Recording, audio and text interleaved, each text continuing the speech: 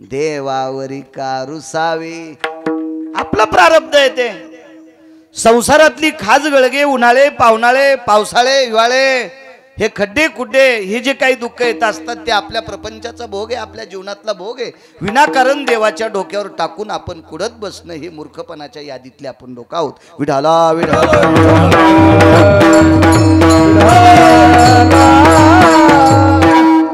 माझा विश्वास नव्हता त्या व्यक्तीवर, पण नंतर लक्षात आलं असं एखाद्या वेळेस काय प्रापंचिक दुःखानं, पण त्याच्यावर विचार केला. ती व्यक्ती भेटली. 5व्या 6व्या दिवशी टेलरच्या मेडिकलमध्येच बाबा आले. तिथून मला फोन लावत होते. फोन आमचे डबकं बंद असते, जास्त उघडीत नाही मी. आणि संध्याकाळी टेलरनं फोन केला. हरिओम बाबा आलते, तुमच्या तारखेविषयी बोलत होते. म्हणलं तारीख कधीच लिहून टाकलेली, त्यांची काय चिंता नाही. निष्ठा असते एखाद्या व्यक्तीची. चला,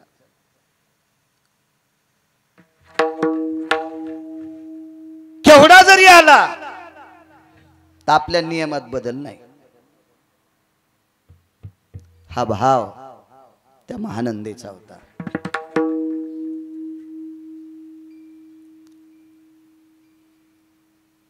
ठीक आहे, आपण एखाद्या मोठ्या कुळात असतो, उच्च कुळात असतो, आरेराव तुरेराव आपले कोणी कोणी असतील, तरी पण आपण महानंदेची बरोबरी करू शकत नाही.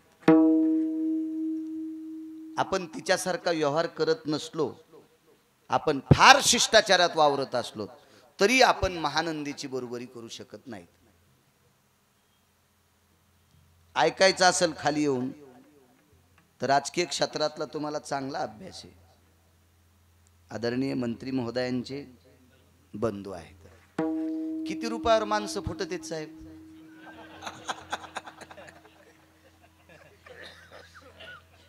मी तर नुसतं ऐकिले, लोकांचं ऐकिले. तुम्ही तर अनुभवले. महाराज 10-15 दिवस दुसऱ्या एखाद्या माणसाच्या नावाचं आंगडं घालून फिरणारा माणूस,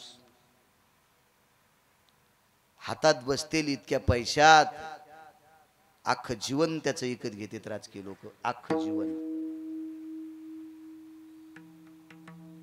त्या बाईला 1 ट्रक जरी सोनं दिलं दिवस माळाल्या, तर त्या सोनं देणाऱ्याला ती रात्रभर बाप भाऊ आणि लेक म्हणायची. काय निष्ठा असलो तिच्या जीवनात. आणि परत जर जावाच वाटत नसल तर रात्रभर तू भगवंताचं भजन माझ्या बाजूला बसून तू ऐकत राह. पण ते एवढे मोठे पैसे घेऊन आणारा हरामखोर भजन ऐकायला आलेलाच नसतो. त्याचं कितीतरी पिढ्याचं पाप उतवालेलं असते, तो भजन ऐकायला कसं आहे? पण तिनं ती रात्र मात्र त्याला बाप भाऊ आणि लेक म्हणायचं. आणि तेवढी रात्र तिनं आवडीनं देवाचं भजन करायचं. ती बसून भजन करायची. कोण होतं सोबती तिच्या जीवनात? 1 कोंबड आणि 1 माकड. म्हणजे खरोखर कोंबड आणि खरोखर माकड तिच्या जीवनातले सोबती. आणि जी रात्र टळली वाईट कामासाठी, ती रात्र भजनासाठी घातली. सूर्यास्त झाला, लोपले भास्कराचे बिंबवो. एक ग्रंथकार सांगतोय, लोपले भास्कराचे बिंबवो. पश्चिम दिशेला सूर्य मावळला. भागवत बुवा, किती रात्र देवासाठी होती, कुठल्याही पुरुषासाठी नव्हती. अख्खं शरीर भगवंतासाठी. आणि सूर्य मावळला की स्नान करायचं. ती स्नानाला गेली की माकडानं स्नान करायचं. ती स्नानाला गेली की तिच्या अंगावर पडलेल्या पाण्यानं कोंबड्यानं आंघोळ करायची. साचलेल्या खड्ड्यात पकाडा सगट त्यानं सुद्धा आंघोळ करायची. अंग गिंग कोरडं करून तिनं आसन टाकायचं आणि भगवंताचं भजन करायचं. गुणगायी आवडी. महाराज ती भजन म्हणत असताना कोपऱ्यात माकड बसलेलं, इकडच्या कोपऱ्यामध्ये ते कोंबड बसलेलं. मोठ्यांचं वाक्य सांगतोय, ज्या दिवशी सूर्य नराधमाच्या व्यतिरिक्त टळला, त्या रात्री पाणी पण ग्रहण नाही, अन्न नाही, पाणी नाही. दुसऱ्या दिवशीचा सूर्य पाऊस तर पाण्याचा थेंब प्यायचा नाही. रात्रभर नुसतं भजन करायचं, नुसतं भजन. कधी कधी एवढं भजन करायची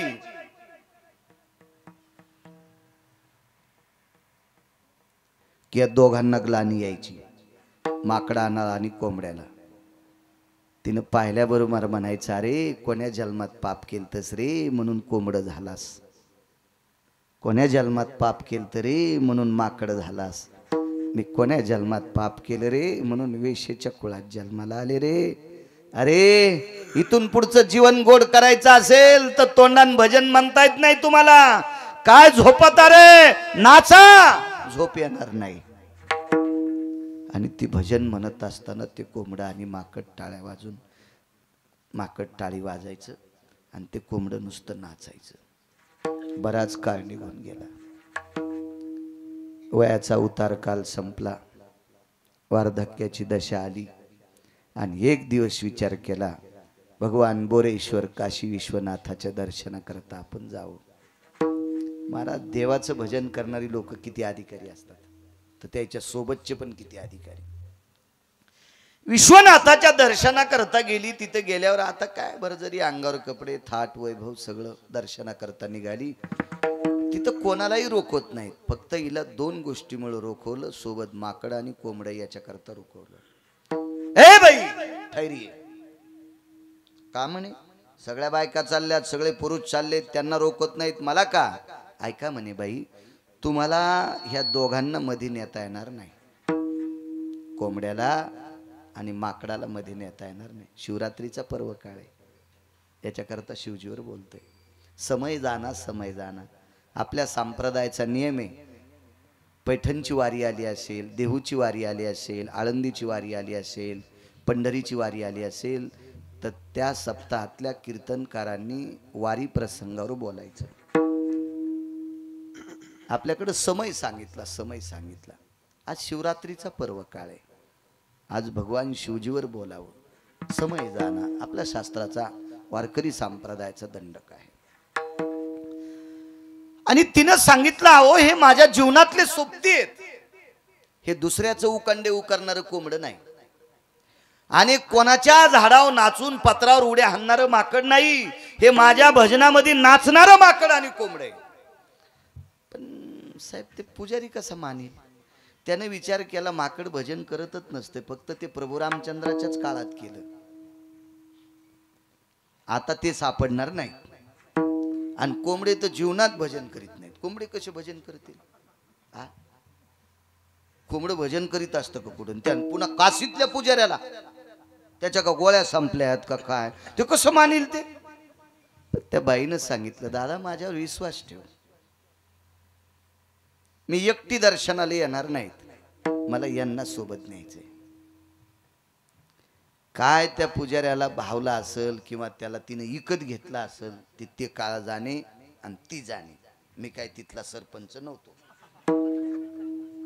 त्याच्यामुळं इतकं खोलवर मी पण हात घालीत नाही, तुम्ही बी इतक्या खोल जाऊ नका. मग तिनं त्या काळात त्या पुजाऱ्याला देऊन घेऊन कोंबडन माकड मधात नेला असेल का, किंवा ती तिच्या ताकदीवर गेली असेल का? दोन. आणि तिसरा मुद्दा, तिच्या त्या वाणीला, त्या शब्दाला, तिच्या त्या दयाळू वाणीला एखाद्या वेळेस पुजारी भावला असेल का? आणि भाऊक होऊन त्यानं म्हटलं असेल, जाऊ द्या, इतके पापी घ्याले तर त्याच्यात माकडालाही घेऊ द्या आणि कोंबड्यालाही दर्शन घेऊ द्या. पण त्यानं मर्यादा घातली, मी पिंडीच्या जवळ जाऊ देणार नाही, नाही येऊ द्याचं म्हणे. गाभाऱ्याच्या इकडच्या कोपऱ्यामध्ये माकड बसेल, या कोपऱ्यात कोंबडं राहील, मात्र ते काही जवळ येऊ देणार नाहीत, मला दर्शन घेऊ दे. आणि योग असा होता, दुपारची आरती, त्या आरतीच्या वेळेला आतमध्ये प्रवेश केला.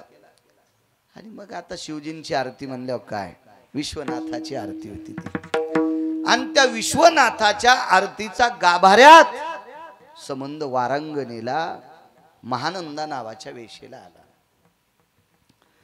जाऊ द्या, शेवटी मानवी होती बिचारी, पण तिच्या बाजूला कोंबडा आणि माकड उभे.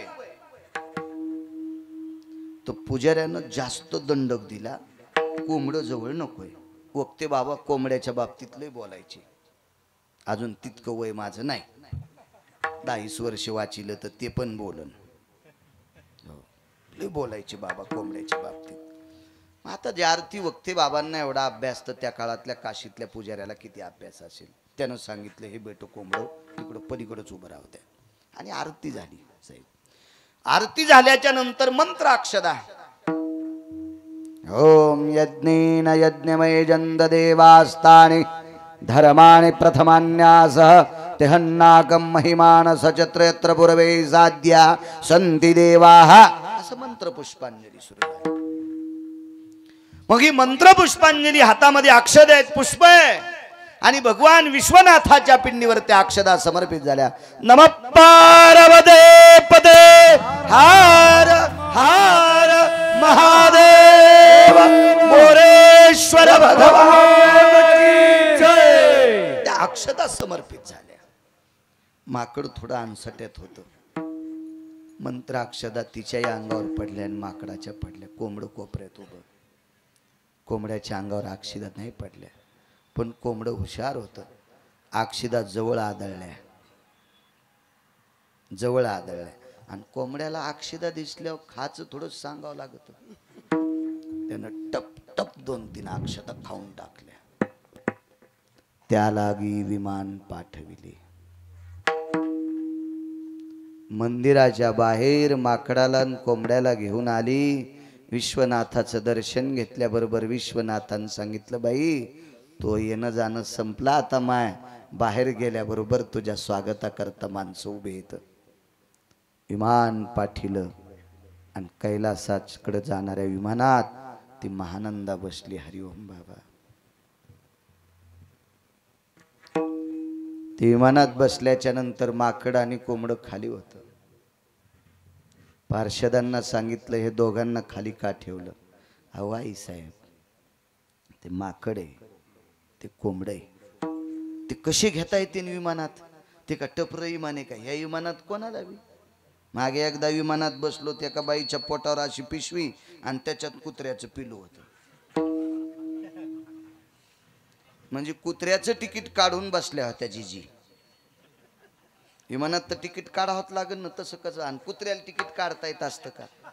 ह्या टपऱ्या विमानात, टपऱ्या विमानात काय. आता विदेशातनं कुत्रे येते तर ते पायी पायी थोडीच येते. 4.25 लाखाला कुत्रं आणलं एक जणांना. म्हणलं कुठून. मलेशियातून. आता मलेशियातून काय घोड्यावर बसून आला का पायी पायी आला. म्हणलं कसा. म्हणलं विमानातून. कुत्रं. म्हणलं हो. मी पताका नेली तर 10-12 तपासली पताका काठीत काही आहे का त्या विमानतळा. आणि धोत्रावाला मी एकटाच. टोपी काढू काढू इथं मशीन लावली आणि 3-3 बाऱ्या कष्ट्याला मशीन. म्हणलं मी कशाला कष्ट्यात बॉम्ब ठेवू. ते विमानतळावरला अधिकारी म्हणला, महाराज तुम्ही गण चांगले आहेत, पण मी पोटासाठी नोकरी करतो. मी म्हणलं मला असं माहित असतं बापा तर तिकडे एक तुला कॅबिन करावं लावली असती आणि मग म्हणलं असतं काय काय तपासायचं तर तपासा. काय वारकऱ्याचा अपमान करतो. इकून कष्ट्यात मशीन घालन तिकून कष्ट्यात मशीन घाल. गनिमत पटका नव्हता बांधला, नाही तो मधात घातली असती कानापासून मशीन त्याने. हो. आणि कुत्रे आणले 3.5 लाखाचं कुत्र्याचं पिलू विमानात. अहो ह्या विमानात गुंडाळही बसतील. या टपऱ्या विमानात चोट्टे बसतील, गुंडाळ बसतील, डाके टाकणार बसतील, कोणी बसतील, नालायक बसतील, भडवे बसतील, चांगलेही बसतील. पण त्या विमानात अति चांगल्यांना बसता येते, नावाच्या चांगल्यांना नाही, अति चांगल्यांना. तिनं सांगितलं असू दे कोंबड आणि असू दे माकड. पार्षदांनी वरी निरोप केला. महानंदा आईसाहेबांना विमानात बसिलं, पण त्यांनी सांगितलं कुकुट आणि मरकट सोबत घ्यायचे. कुकुट मरकट म्हणायचे त्यांना, हे सोबत घ्यायचे. वरून पार्षदाला भयानक आवाज आला, मूर्ख कळत नाही तुला. अरे अख्खं जीवन तिनं भजन केलं, हे दोघं तिच्या पुढे नाचत होते. खाली कसे. अरे विमान तिच्यापेक्षा यायलाच पाठीले. पशु काय पाप पुण्य जाणीती, उत्तम मध्यम भोग भोगीती. महाराज काय कोंबड्याला अक्कल असती, काय वानराचा चंचलपणा असतो. पण एका वेशेनं केलेल्या निष्ठेनं भजनात अख्खं जीवन या दोघांनी नाचावा. यांना तरी खाली कसं. हरिभावयुक्त अंतकरणाने भजन वेशेनं केलं. तिला विमाला आला असं नवल नाही महानंदा आईसाहेबांना, पण तिच्या सानिध्यात राहणाऱ्या कोंबड्याला आणि माकडाला सुद्धा विमान आलं तर आवडीनं गुणगाण्यात इतकी वेशेचा कोंबड्याचा आणि माकडाचा अधिकार उंचवतो तर आपला का उंचवणार नाही? म्हणून मालक दुसऱ्या कडव्यात म्हणतात, गुण गाईला आवडी आवडी गुण गाईला आवडी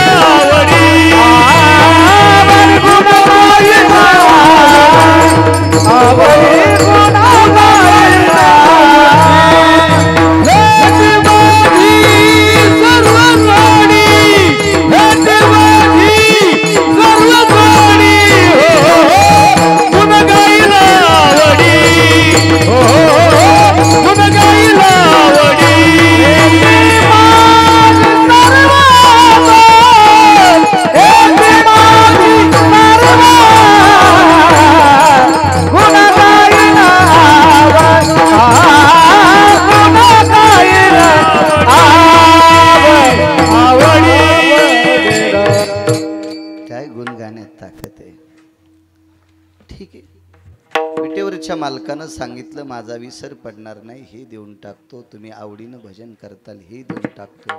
तुम्हाला मोक्ष न लगे मुक्ती आणि संपदा.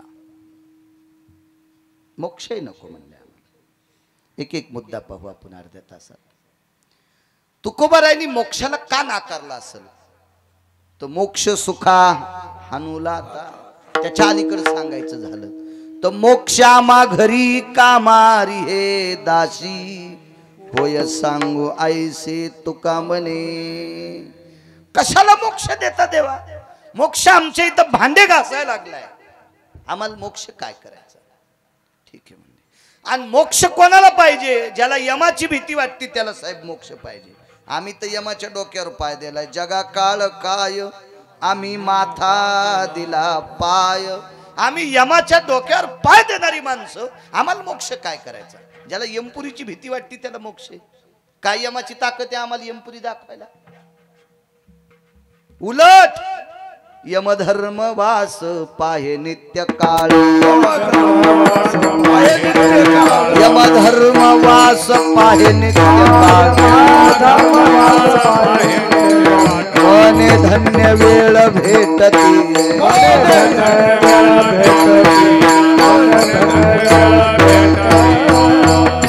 यमधर्मवास पाहे नित्य काळ मने धन्य वेळ भेटतीये. उलट निळोबाराय सांगतात यम चांगल्या संतांची वाट पाहतो आणि ज्या वेळेला साधू भेटतो साहेब ती वेळ यम धन्य म्हणून लिहून टाकतो. आज मला साधू भेटलाय. आणि यमाला सुद्धा साधूच्या दर्शनाची आस्था आहे. आणि मग साधूला मोक्ष काय करायचा? यमच जर पाय पडत असेल नामधारकाच्या, साधूचा दर्जा फार मोठा आहे. नित्य राम नाम गरजेवानी तीर्थे यती लोटांगणी सुरवर लागती चरणी सवे यम पायवंदी. पैठणचे मालक सांगतात नित्य रे राम नाम गरजेवानी. अविरत जो भजन करतोय तीर्थे रे येती लोटांगणी. हे जेवढे तीर्थ आहेत तेवढे लोटांगण घालतात. सुरवर लागती चरणी सवे सवे यम पायवंदी. सर्व देवता पायावर लोळण घालतात आणि यम सुद्धा वंदन करतो. मग एवढा संतांचा अधिकार मोठा आहे, त्याला मोक्ष काय करायचा? तुकोबार आहे म्हणजे नको आम्हाला मोक्ष. संतांना देवता सुद्धा नमस्कार करतात.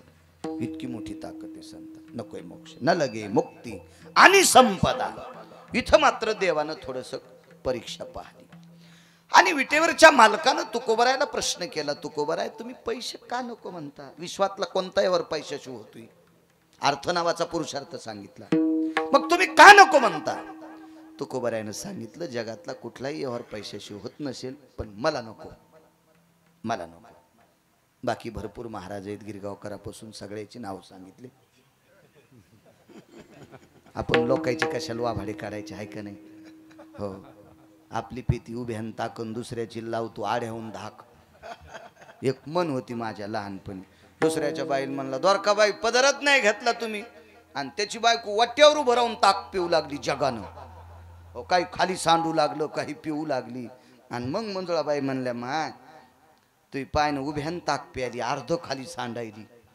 हा, आणि आम्हाला काय धाक लावतो. तसं लोकांना कशाला म्हणायचं. आपण आपल्या नावापासून सुरुवात करायची. तुकोबारायनं सांगितलं देवा मला नकोय. वडिलाची रीत जाणत सो. आमच्या मागच्या बुजुर्गांनी काही नाही मागितलं ना, याच्याकरता नकोय. बुजुर्ग कोणाला म्हणायचं.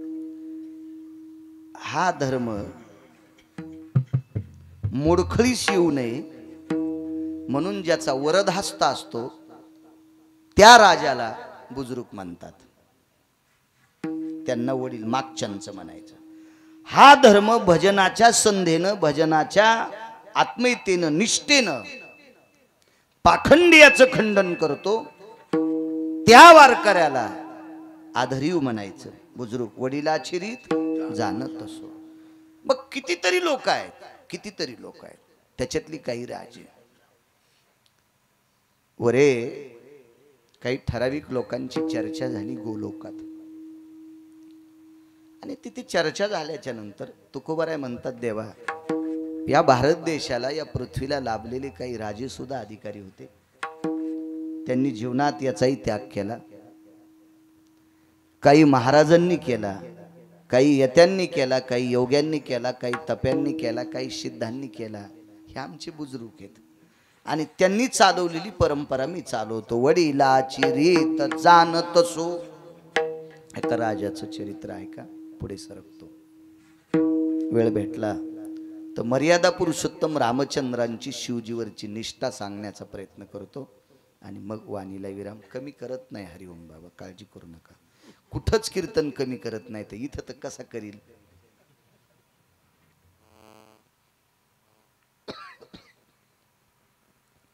चर्चा झाली. एक फार अनुरागी राजा आहे. महाराज महर्षी वशिष्ठ, महर्षी विश्वामित्र, महर्षी जाबाली, महर्षी लोमश, महर्षी बकदालभ्य असे नाना प्रकारच्या ऋषींचा मेळ बसलेला. आणि एका राजाचं वर्णन आलं. महाराज खाली आले. बघतो परीक्षा. आल्याबरोबर राजा सिंहासनावरून उठले आणि आलिंगन दिलं, दर्शन घेतलं आणि मग महाराजांनी राजाला आलिंगन दिलं. काय सेवा करू. काही नाही म्हणे, आज तर काही अडचण नाही, पण ज्या दिवशी अडचण येईल त्या दिवशी येईल. महाराज एके दिवशी राजा दरबारात बसले असताना, महाराज दरबार भरलेला आहे राजाचा, तेवढ्या अवकाशात महाराज गेले.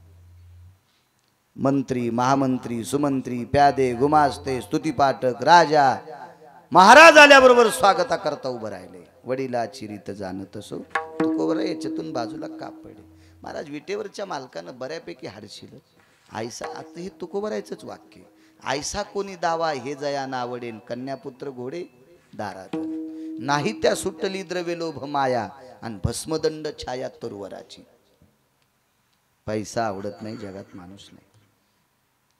हे त्यांचे वाक्य, पण ते याच्यापासून अलिप्त आहेत. कमळपत्र जळी जायचे. महाराज कमळाचं झाड पाण्यात जन्माला येतं, पाण्यावरच त्याची पानं असतात, पण पळड्याला पाण्याचा थेंब पाऱ्यासारखा संदिशी वगळून जातो, पाण्याचा स्पर्शच होऊ देत नाही, असं कमळाचं पान आहे.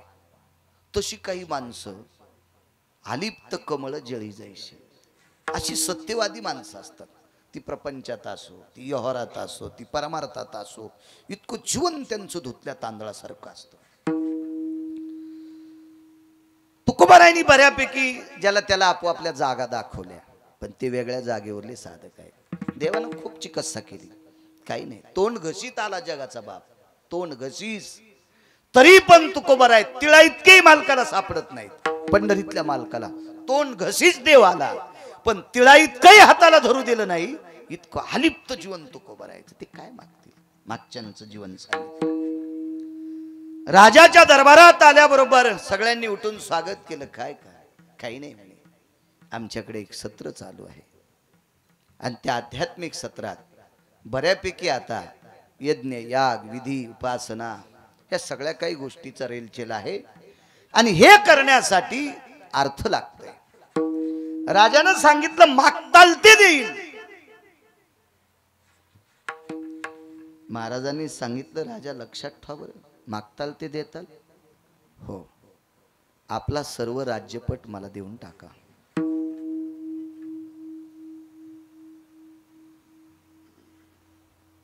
भीमराय साहेब जिथपर्यंत त्या राजाचं राज्याची सीमा होती, हातावर पाणी घेतलं, भर सभेत संकल्प सोडून टाकला, माझ्या राज्याच्या सीमेपर्यंत सगळं राज्य तुमचं. काय महाराज बी होता मागणारा आणि दाताही राजा कसा अधिकारी. महाराजांनी सांगितलं राजा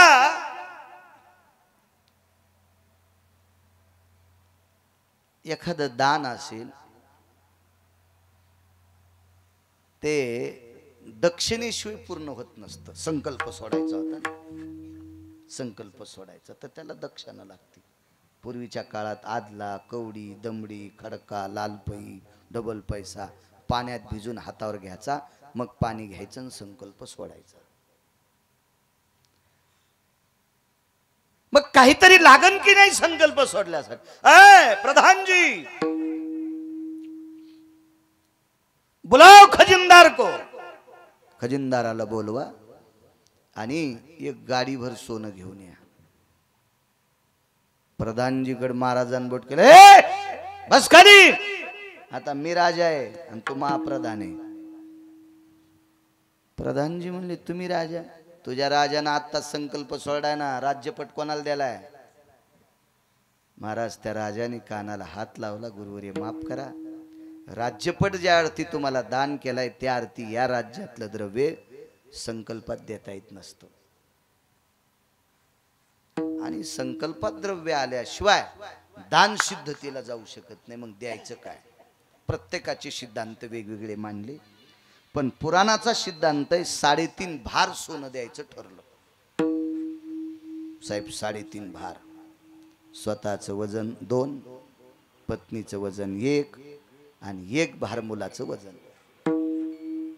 राजाचं नाव आहे हरिश्चंद्र राजा, पत्नीचं नाव आहे तारामती आणि मुलाचं नाव आहे रोहिदास. दिवस माळेपर्यंत परवानगी घेतली, सूर्य अस्ताला जाईपर्यंत तुमचं देऊन टाकू. आज मोठ्या मोठ्या शहरात एक कामगार चौक असतो किंवा कोणताही चौक, त्या चौकात सकाळी काम करणारे माणसं दिवसभराचा टिफिन बांधून उभं राहतात. मग तुमच्या माझ्यासारख्यानं सांगावा, आमची इथे एक खड्डा खांदायचा आहे, 2 जण चला. आमची इथे एक झाड कोण मिळून पडे कंपाऊंडच्या, ते तोडून बाहेर टाकायचं, 2-3 जण चला, कुऱ्हाड घेऊन या, आपण त्याला न्यायचं, त्यांची रोजदारी ठरवायची. असं ते कामगार. तर पूर्वीच्या काळात काम मागण्यासाठी जर कोणी फिरत असेल तर वाळलेल्या गवताची पेंडी डोक्यावर घ्यायची आणि गावात चक्कर मारायची. याचा अर्थ असा होता, मला पोटासाठी काम द्या. ओली नाही बरं, हरिओम बाबा, वाळलेल्या गवताची पेंडी डोक्यावर घ्यायची आणि ती पेंडी डोक्यावर वाळलेल्या गवताची असली की पुढच्या जाणकार व्यक्तीला कळायचं यांना काम पाहिजे, आपल्याला काम द्यावं लागते. महाराज या देशाला लाभलेला हरिश्चंद्र राजा, या देशाला लाभलेली तारामती राणी आणि या देशाला लाभलेला राजकुमार महाराज, त्या चिमुरड्याच्या डोक्यावर वाळलेल्या गवताची पेंडी आहे, जिचे तळपाय सूर्य पाहू शकत नाही. तळपाय सूर्य पाहू शकत नाही, पायाचं नख पाहू शकत नाही, इतक्या भारदस्त वजनातली राणी डोक्यावर वाळलेल्या गवताची पेंडी घेऊन महाराज बाजारात शरीर मांडले विकण्यासाठी. राजा हरिश्चंद्र, सत्वाचा सागर राजा हरिश्चंद्र, स्वप्नी समग्र दिधले दान. खरं तर हे स्वप्न पडलं होतं बरं, जागृतीत नाही. हे तुम्हाला कळण्यासाठी सांगितलंय. महाराज सकाळी आले आणि म्हणले, राजा मला दान दिलंय तू. राजे म्हणले, कधी? मला स्वप्न पडलं होतं रात्रीच. आणि रात्री स्वप्न पडलं मला तुम्ही दान दिलंय. राजानं सांगितलं, एवढ्या मोठ्या महात्म्याला पडेल स्वप्न खोटं नसतंय. हरिओम बाबा. बाळू महाराज गेला आणि एकाल म्हणला, रात्री आपला सौदा झाला, मी तुम्हाला पैसे देऊन टाकलेत, आता फक्त रजिस्ट्रीला चला. तर त्या माणसानं कुऱ्हाड बाहेर काढली दांड्यातली आणि दांड्याला तेल लावलं आणि तू घराच्या बाहेर होय. मी इतका नालायक नाही. मी तुम्हाला राग येईन म्हणून माझ्यावर घेतलंय, पण तुमचं सांगायलो हे ध्यानात ठेवा. मी इतका नालायक होय आणि मला काय गरज पडली एखाद्या भंगीऱ्याकडे जायची. होऊ शकते का साहेब असं? रात्री मला स्वप्नात दान दिले. हे जागृतीत खरं करायचं हो हरिओम बाबा, जागृतीत खरं करायचं. रस्त्यानं चाललेले आहेत. रस्त्यानं चालता चालता गावाच्या कडेला मशानभूमी होती. त्या मशानभूमीचं टेंडर एकाने घेतलं होतं. टेंडर म्हणजे गुत्तच ना, मक्तेगिरी घेतली. ए इकडे. आता डोक्यावर गवताची पिंडी म्हणजे काम करणारा, त्याला आव जाऊ कोण बोलन? टेलर हे रे कोण बोलत असतं गावात? राजा ए इकडे. जी काम करशील का? जी हो. सांगितलं ते. या शरीरानं जेवढं होईल तेवढं करीन राजू. आपलं मशान सांभाळायचं. काय देत मागा काय पाहिजे तर 2 भार सोनं. त्याचं नाव होतं डोंबे. डोंबा बनू होता. पैशावाला होतं ते. माणसं फुकणारा माणूस इतका पैशावाला. वजनानं 2 भार सोनं देऊन टाकलं. वजनानं मसन वाटा सांभाळणार. किती श्रीमंत. आणि भजन करणारा म्हणला आपण गाडी घेतली. येडगळेस का काय तू? अरे माणसं फुकणाऱ्याला माणसाच्या वजनानं 2 वजन. आता माणसाचं वजन 60-65 किलो तर असतंच ना. म्हणजे 1.25 क्विंटल सोनं माणसं फुकणारा द्यायला आहे. आणि भजन करणारा म्हणतो आपण गाडी घेतली. मुकाट्यान चलव, कोणाच्या अंगावर घालशील. हिशाबात चलू दी. येड्यावान करू नकोस तू. काय कुठं फुगावान काय करावं मिळच नाही माणसाला. काय करतील काय मिळ नाही. जा.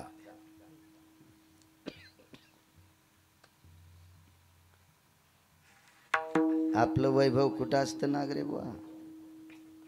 खांद्यावर पताका असावा, गळ्यात तुळशीची माळ असावा आणि वारीत चलणं हे आपलं वैभव असावा.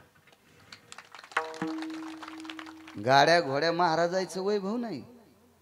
गाड्या घोड्या महाराजायचं वैभव असल तर राजे हो आपल्यापेक्षा भारीच्या गाड्या गुंडायला जास्त येतात. महाराजायचं वैभव गाड्या घोड्या नाही. बंगला हवेली आपलं वैभव नाही. आपलं वैभव नामाचा प्रचार किती करतो हे वैभव आहे. आपण व्यसनातून किती बाजूला आहेत हे आपलं वैभव आहे. चांगलं गाता येतो म्हणून पिऊन चाल म्हणतो हरामखोरा. हे तू वैभव आहे का भडव्या? नाही. अडचण असेल, आपल्याला भूक लागली असेल, कोणी ओळखीचा नसेल तर सात्विक हिरवा टिपका असलेल्या खानावळीवर जेवायला गेला असेल, अनावधानानं वेळ प्रसंगी मान्य करतील.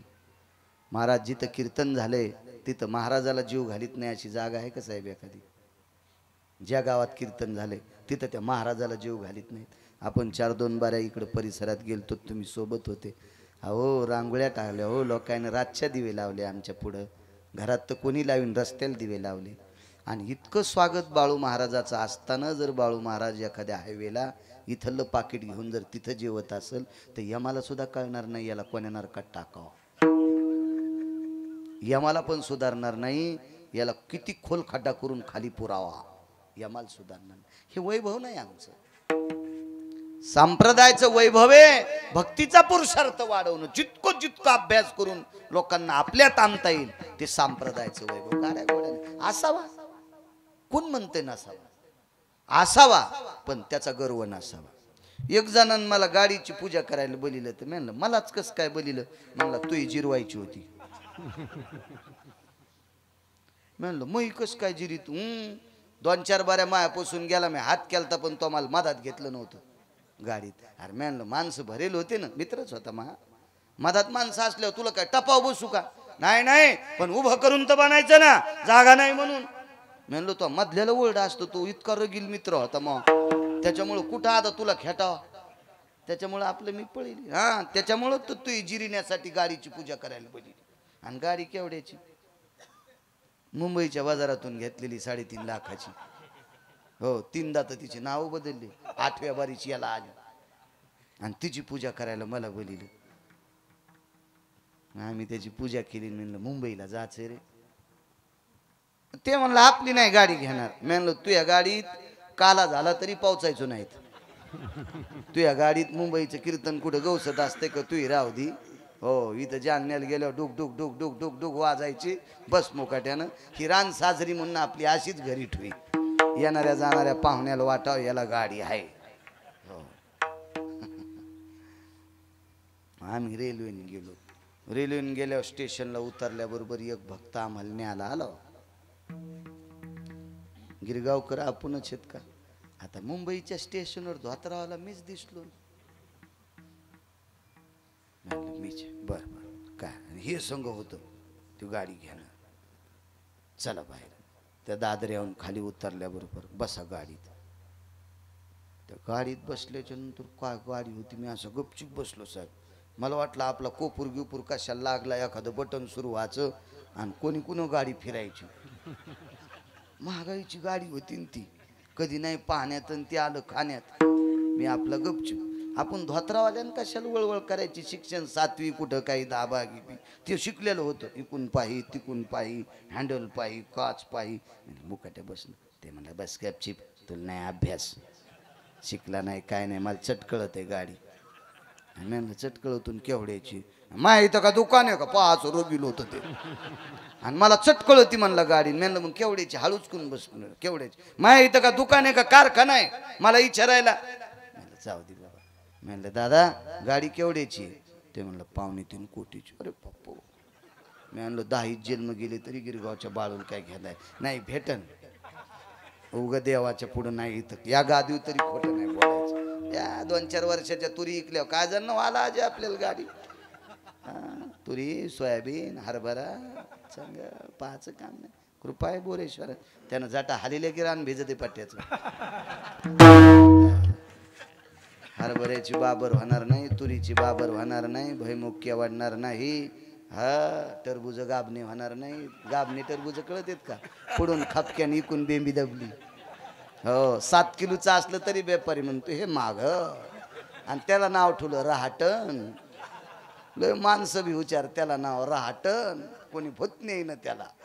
हो अशी होत नाही. कृपा आहे त्या मालकाची. मी म्हणलं दादा तुम्ही काय नोकरीला आहात. त्यांना नोकरी वगैरे काय नाही. 2.25 कोटीची गाडी आहे. या ईदभर पोटाची खळगी भरण्यासाठी टाळ्या वाजितो. भाजनात नाही.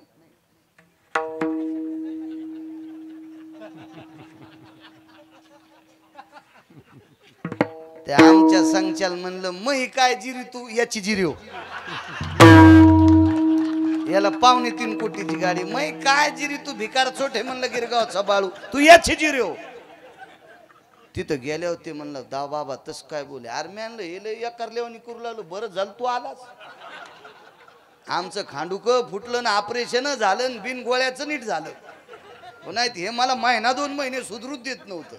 एका गोळीत सगळं नीट झालं म्हणलं. पार 56 टाक्याचं ऑपरेशन लगे क्लिअर बिना टाक्याचं. आपलं वैभव हे नाही.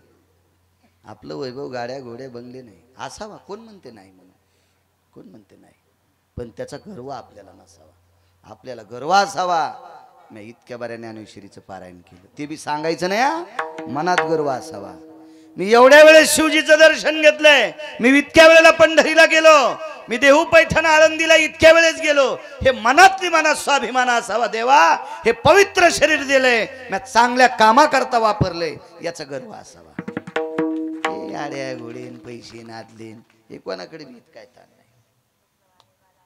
योग असा आला,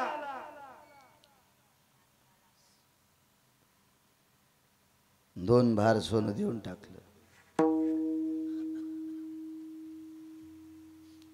आणि प्रेत जाळण्यासाठी शरीर इकून टाकलं. मसन वाट्यात काम. डोंब्याला सांगितलं येतो उद्या कामाला, बायकोची न पोराची वाट लावायची, म्हणजे कुठंतरी कामासाठी व्यवस्था लावायची. तितक्यात समोर गेल्याच्या नंतर एक बाजार भरलेला होता आणि त्या बाजाराच्या कडेला हरिश्चंद्र राजाच्या डोक्यावरची पेंडी खाली टाकली. आता शरीर विकलंय कामासाठी, आता दोघांच्या डोक्यावर पेंडी गवताची. त्या बाजारामध्ये एक सात्विक सदाचारी पुण्यशील व्यक्ती दर्भ विकण्यासाठी आलता. दर्भ पितृपंधरवाडा चालू होता, दर्भ विकायला आला. वडीला चिरीत जाणत असतो तुकोबारा याच्यातून बाजूला पड नकोय. आणि संपदा, मोक्ष तर नकोच म्हणले, पण आणि संपदा नकोय म्हणले. संपदा आम्हाला का नकोय? मागचे लोक किती अधिकारी होते, तो अधिकार पटवून देतात. आणि मग एक ती दर्भ विकणारी व्यक्ती आली, प्रचंड श्रीमंत व्यक्ती. पण पूर्वीच्या काळातले 500 एकरवाली माणसं वय झाल्यावर पण रिकामे बसत नव्हते. मुंगशाच्या दोऱ्या, गोफन तयार करायची, मुंगशे तयार करायचे, जोते तयार करायचे, कासरा तयार करायचा, आगुंड्या तयार करायच्या, पोळ्याचा साज तयार करायचा. 500 एकरवाला पण घेरा फिरवायचा पोळ्याच्या आधी. महाराज वजनदार लोक होते, मस्तीतले माणसं होते. ह्या इशीच गडी असले तरी त्यांना सूत कांडू लागायचे गड्यासोबत. काय काय वैभवशाली लोक होते. आता नुसते बेकार चोट. मोकार टेकन चौकीत लुगडे एक काय सांगतो सुंबळ्या काय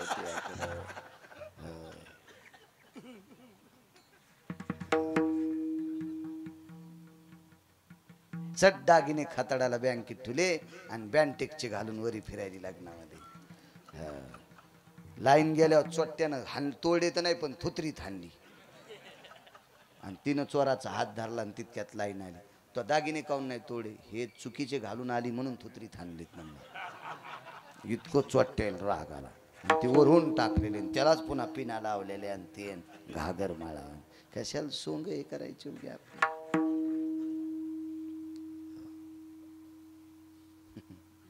7 दिवस कीर्तनाला नाही, 8व्या दिवशी काल्याला नाही.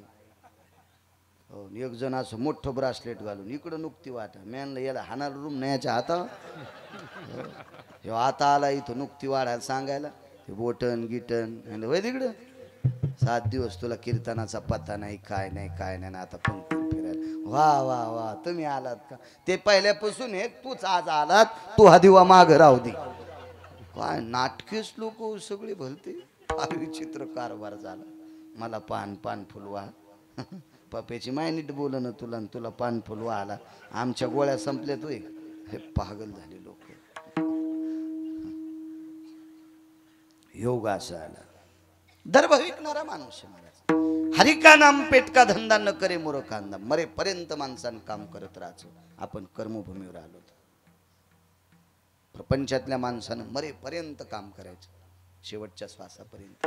भजनही करायचं आणि कामही करायचं, रिकामं बसायचंच नाही. दर्भ विकणारा माणूस श्रीमंत किती होता पा. डोंब्यानं 2 भार सोनं दिलंय. 2 भार. मसनवाटा सांभाळणारा माणूस. तर तिथला सात्विक माणूस दर्भ विकणारा किती अधिकारी असेल. तो पूजेचं साहित्य विकणारा माणूस होता. दर्भ म्हणजे पिंडाचं साहित्य. पाहिल्याबरोबर बघितलं बाजाराच्या कोपऱ्यावर उभी आहे माऊली.